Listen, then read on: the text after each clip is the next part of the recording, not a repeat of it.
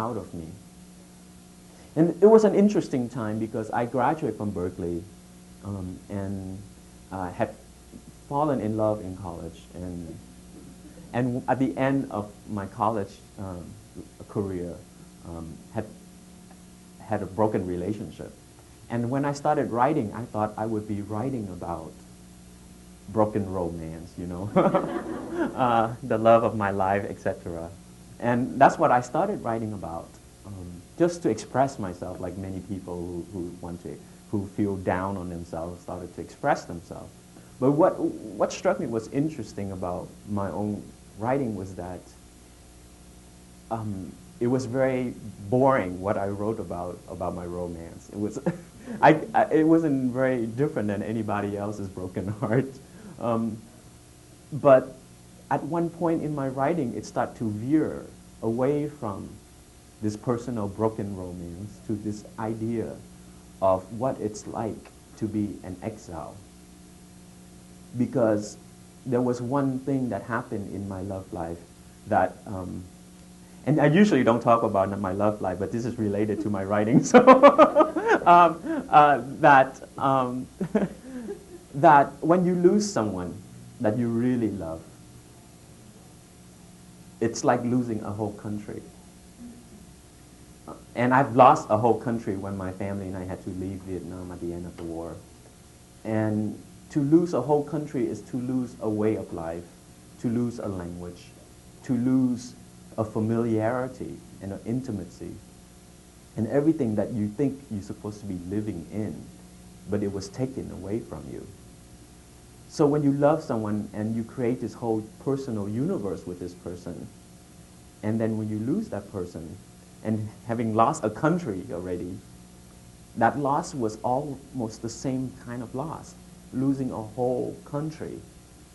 And because of it, you know, at the age of 21, 22, I suddenly started writing not about my own personal history, although there was some of it, but that my personal history was also a history of a whole people.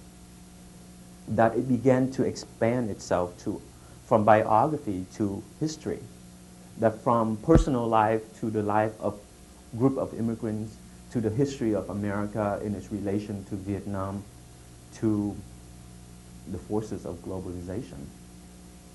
And that moment of transition was the moment where I decided to jump from being a biochemist to being a writer, because once I made that recognition that my voice, my insight, my wish to express myself was not a personal wish only, but that it is a voice at the time of a history that is needed to talk about what is happening in the world, in a particular geography, but also beyond that geography.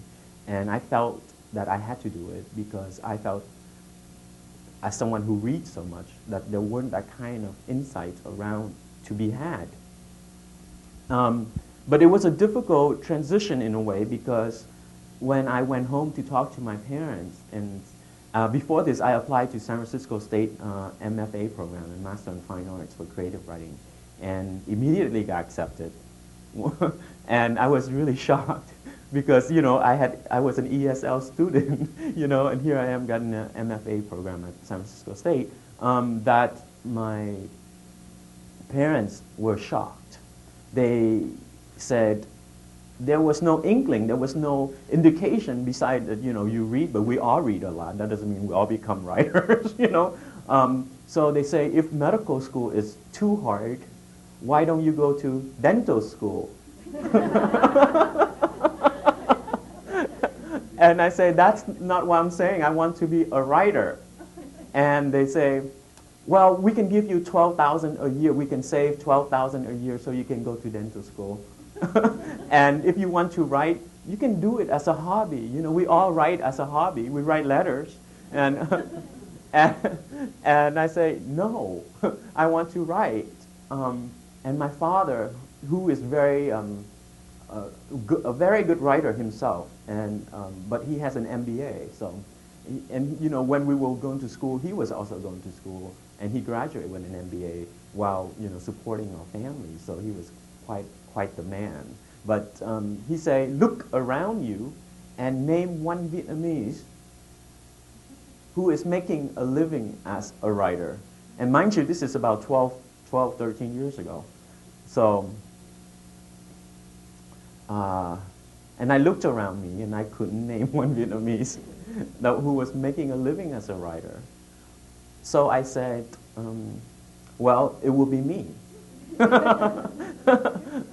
Was the only answer I could come up with.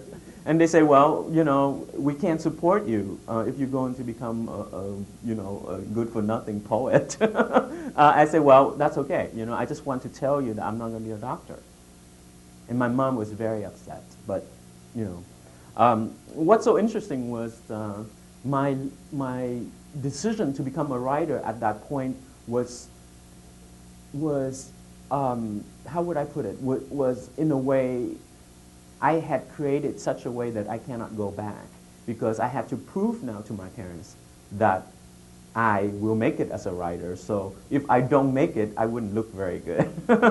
And also, you know, I have relinquished myself from those stupid little mice in the cancer research lab. So I went to San Francisco State and took courses in creative writing.